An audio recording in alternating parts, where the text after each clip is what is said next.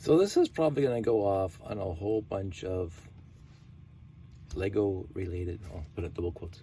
I can't remember. I don't know if it was Happy Days, Laverne and Shirley. I can't remember. Maybe it was even, Married with Children, but some guy always walked around and did a double quotes.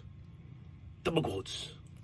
Anyway, this is going to have a lot of Lego related tangents. And it's probably going to be broken up across a bunch of videos. It's going to be broken up across, I can speak, professional speaker. It's going to be possibly broken up across a bunch of videos. But, because I'm actually semi-inspired right now to do a how-to, because it started when I got home from work today and there was a package waiting for me that I did not know I haven't placed an order. But a good friend of mine who shall remain nameless, but he basically invented life lights. Sent me a package, and I just in passing, I had said, "Hey, my good friend at Life Lights, I'm looking for a bunch of 9-volt to Life Lights converters. How many you got laying around? And I'll buy them." He says, "I don't know, Dave. I'll let you know." Okay, no rush. I'm not doing any shows in the near future, any lit shows in the near future. So this is like 2024 kind of material. I said that. So I got home and there was a package. Yay! And in the package, there we go.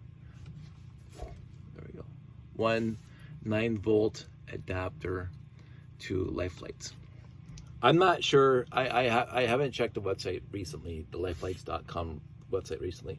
I'm not sure if he still produces these. I find them to be extremely handy because, of course, I have a ton of virtual bevy, a cornucopia, that's how you pronounce it, a cornucopia of 9-volt wiring that I make myself by fixing the ends, and RCXs, which I have a stack of, and even more over there, and train controllers. So like I am not without 9-volt stuff, and so therefore having a 9-volt to Life Lights conversion kit like this is going to come in very, very handy because I used all mine up. I got my Life Lights box over there of assorted pieces and parts, but I'm very, very, very low on the 9-volt converter, and I thought, wow, I want to test that out. And how would I test that out? I'm going to use an RCX. So, the problem is that for me to use an RCX requires a little bit of prep time now, because again, the RCXs I have in a layout are in storage and blah, blah, blah. And with the batteries in them, I talked about that a couple of videos ago. If you missed it, go back a couple of videos where I did the wrap up of Fricomania about the RCXs. And if you leave the batteries in them, you will not lose the firmware. Don't sue me if you do, but in my experience, and if you are careful and leave the batteries in the RCX, and you plug them in at a show and leave it on at the show with the plug-in, 110-volt plug-in, and then after the show you turn off the RCX and unplug it and the batteries are still inside, you will not lose the firmware overall. It's like happened to me occasionally, and again, it's not a huge deal when it does. I just re-download the firmware again. But if the batteries are okay, even if they're mostly dead, the firmware will stay in if the RCX is off. It's when if any of the batteries is completely dead, then it loses its circuit and you'll lose the firmware.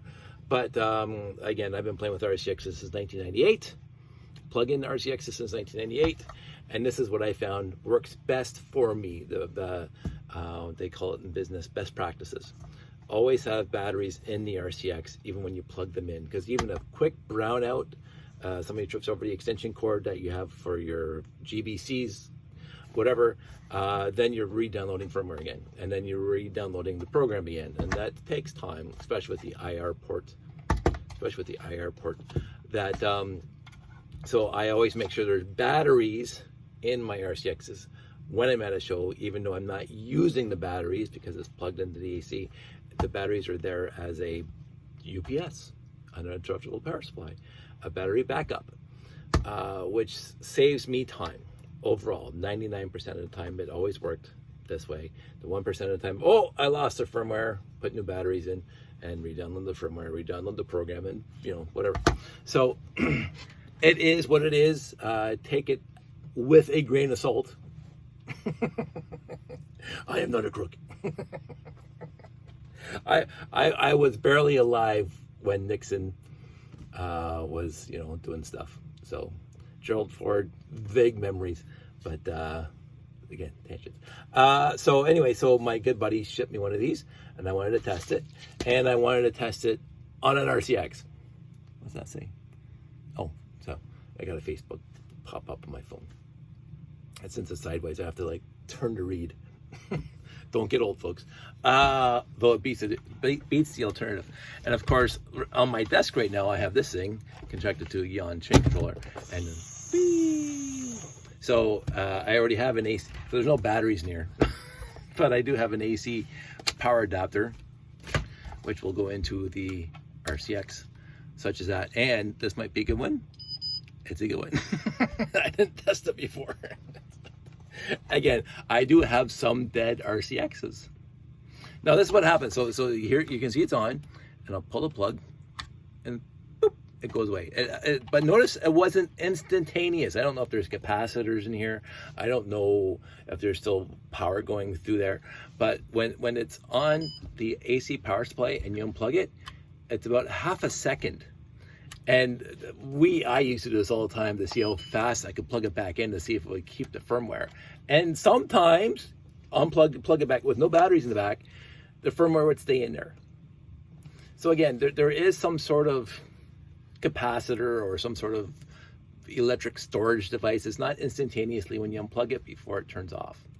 It's not instantaneous, and that's what makes it easy with the batteries inside. Even if the batteries are mostly dead, as long as the thing is not on drawing power from the batteries, there's enough to keep the firmware in place. Anyway, so I've talked about that enough now, 7 minutes of it. So let's go on to the next thing. So of course, this thing has no batteries in it, so it has the very first firmware.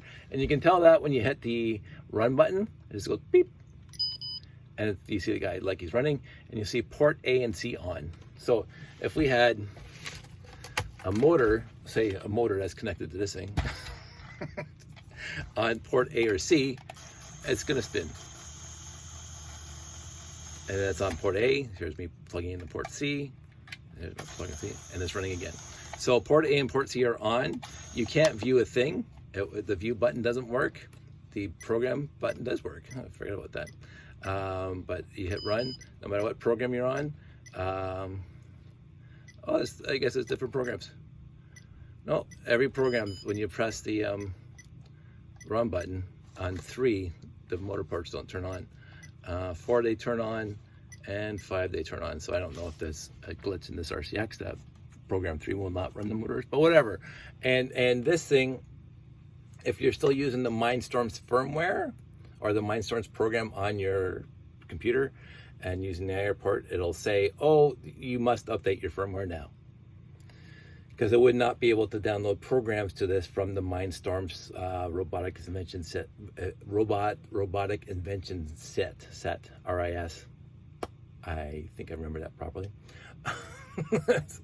The RIS would ask you to update your firmware. But we're going to update the firmware anyway, because I need to do stuff, like test Rob stuff. So I'm going to move this over here. I'm going to tilt this down a little bit.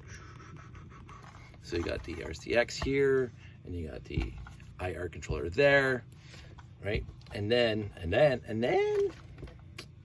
so many years ago, here's a beautiful little tangent. Many years ago, RCXs are holding the wire down. We had Josh over 14 years ago, and he was very young, and he wasn't a very loquacious kid as a little kid. When we were getting slightly concerned because he wasn't speaking much at the age when a lot of kids were speaking. And we even took him to some speech therapy, and they said, blah, blah, blah. Anyway, so friends and family were saying, don't worry about it. He's quiet now. As soon as he starts talking, he won't shut up. But he was very, very quiet and didn't talk much as a little kid. I can't remember, 2 or 3 or 3 or 4, whatever back then. He didn't talk a lot. So we took him to speech therapy and a whole bunch of things. one of the funniest things ever is we was on TV and we were sitting there on the couch, Sandy and I were watching it, and we watched, "Hey dude, where's my car?" Ashton Kutcher and whoever else is in that. I won't even remember who else is in that movie. It wasn't a worthy movie to remember, but there was one scene when they were in the drive-through, and the girl on the other end was for the orders, and then like, and the Ashton Kutcher was trying to order something, and that was it, and then he had to order more, and then Josh was sitting in his child seat or wherever he was with us on the couch. And we didn't think it, and it was, well, we finished the movie, whatever. And we were out the next day, or maybe a week, I can't remember, a few days later, and we're going through the drive-thru. Weird. And Josh is in the child seat behind us. And we're talking to the microphone, the girl on the microphone. And we order our place order, and then he goes, "And then..." Sandy and I just looked at each other and just busted out laughing. Like, it was like... And then, so we still bug him about that to this day. He doesn't remember it, of course. It was like in this very, very small childhood. But anywho, that was funny. So here we go. We got the thing. We got the Z Mighty Mouse. And I'm going to go into, well, let's just see if I'm going to stop this and turn the camera around so you can see the screen. So here's my Windows 10 extremely old laptop.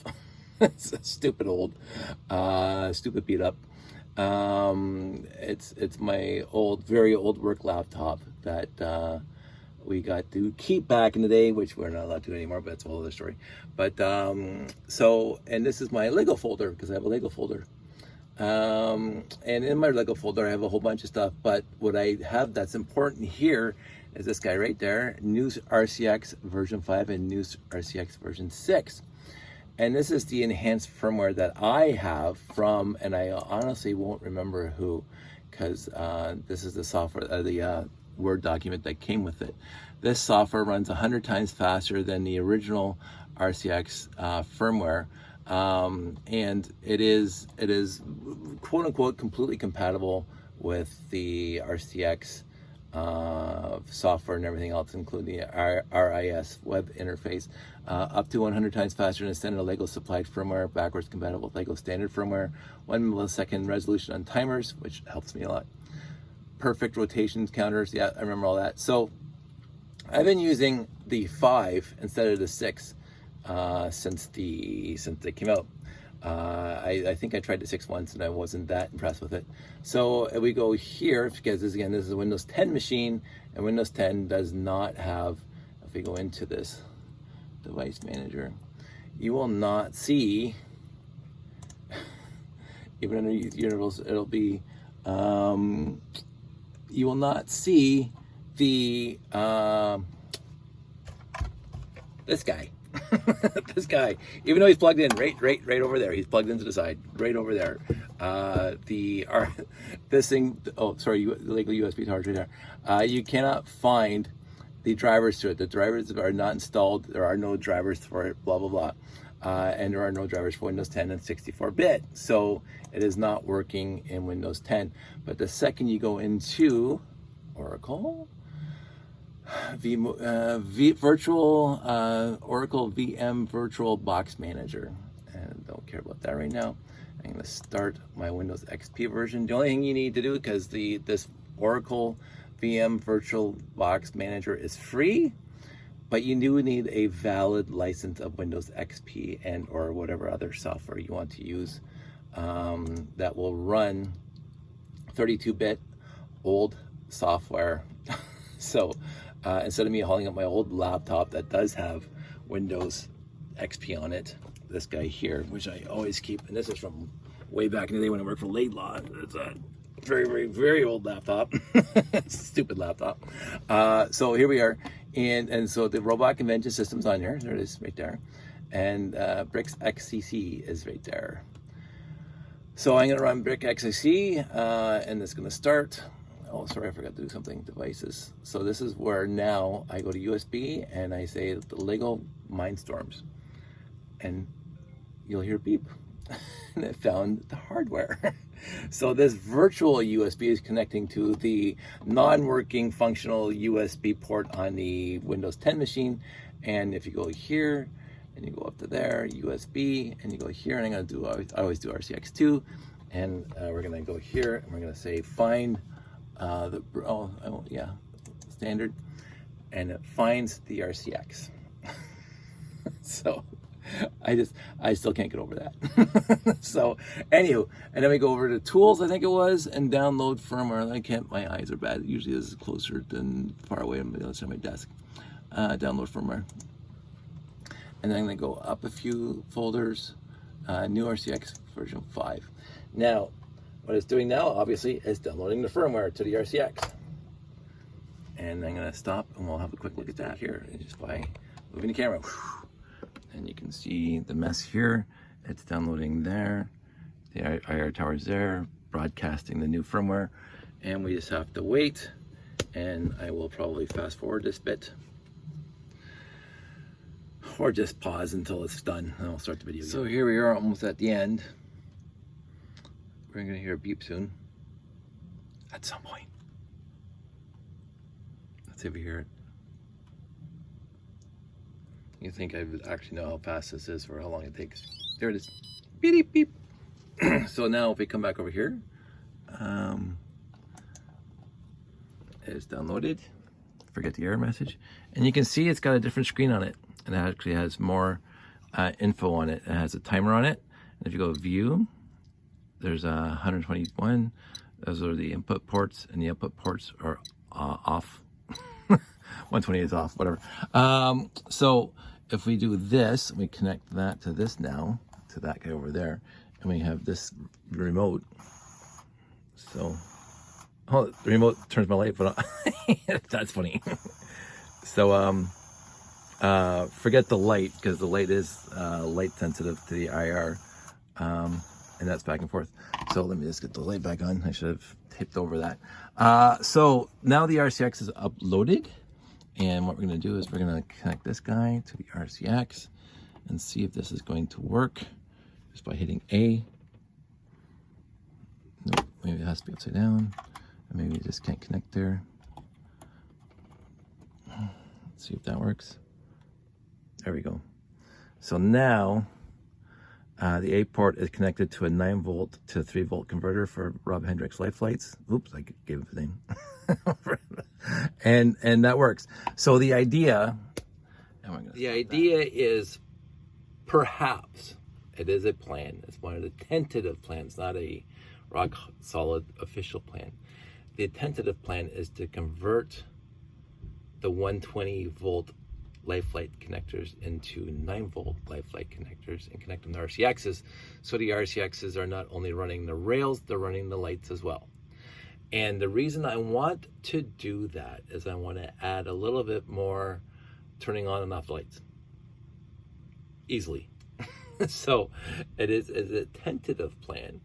The issue is the 120 volt life light adapters, which they're not making anymore because they've gone to USB, which is fantastic. And I might order some and test those out. The 120 volt adapters to 3 volts, those adapters can hold, I believe I read, 64 lights on a side, so 128 lights altogether. And I push that. I really do. So you can see the text. I don't know if you can see the text right on here.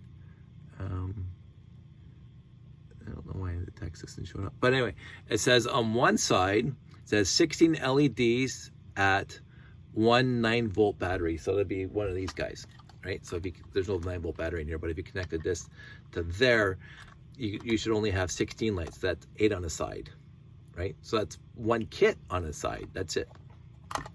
However, if you use, on the other side, it says max 32 LEDs if you use the 6AA, the big battery box, the 6AA battery box, which is over there. I don't have it over here.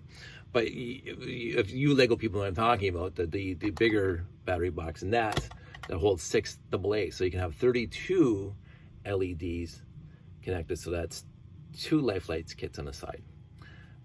the RCX is not batteries. The RCX is 120 volt. Now I'm thinking, therefore, it's going to be like the 32, because you don't want to strain this thing, right? And you don't want to strain the RCX. So, and right now I have 64.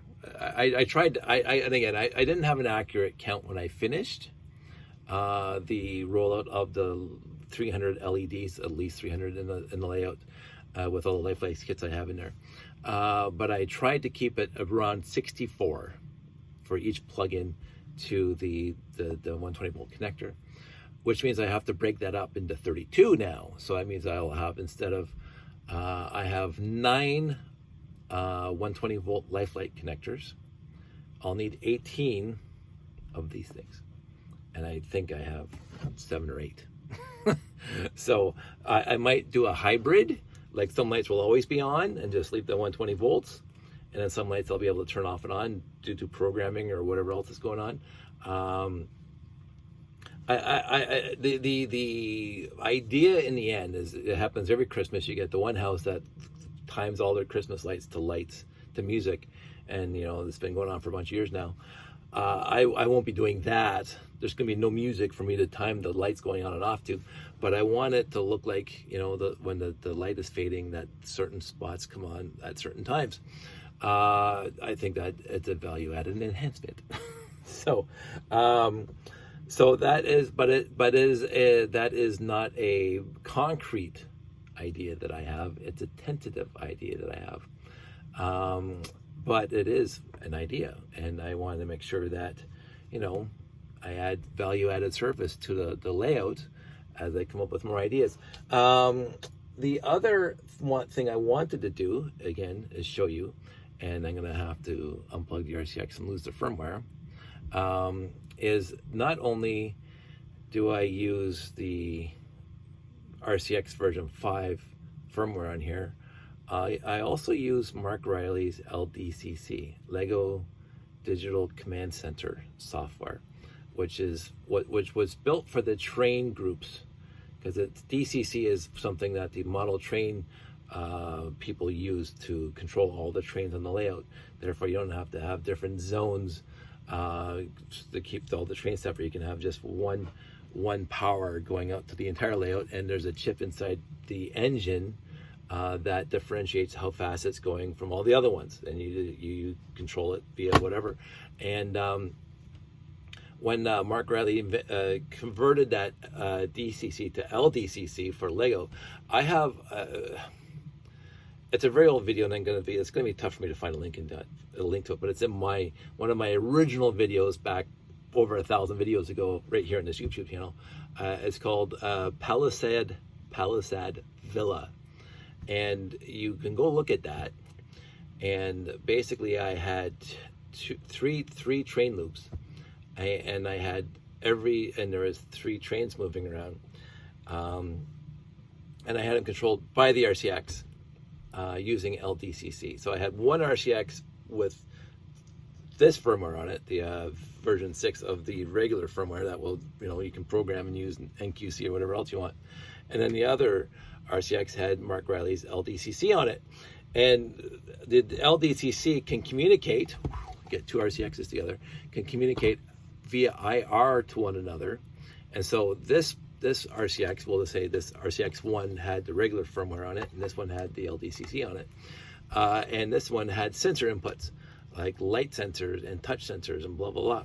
And so when a train would break, just like I have now on the layout, where the train breaks the light stream, and so the RCX knows where it is, and then it times it, and then it'll stop it and make it go backwards into fill up a hopper and then go forwards again. And it was completely computer controlled.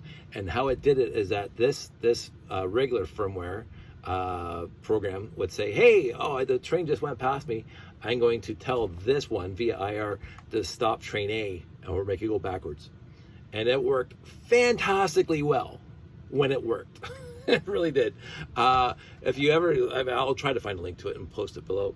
But it's Palisade Villa, and it was one of my working projects that I just gave up on after all, because I wasn't that interested. This part was great, and then afterwards, whatever. But that part worked fantastically well. The one issue I've always had with RCXs communicating via IR is what we just experienced here 5 seconds ago, is when you get IR, other things interfere with the IR. But because what I had to do for any robot of mine in my old robot competitions is when I had two robots, two RCXs that had to talk to one another, I'd build an enclosure on them so there would be no external interference. But that added yet another layer of problems when I needed to fix stuff, because then I have to take it apart and get it back. So I tried to keep my robots down to one RCX. And I think I only entered 2 robot competitions where I had to actually have 2 RCXs that talk to one another, because I figured out on a few of my robots that had 2 RCXs how to keep their job duties completely separate, and they didn't have to talk to one another. And one of them was the block exchange, because I had a RCX in my main vehicle, and I had one RCX that was roving around, and so they didn't have to talk to one another because there's 2 different robots.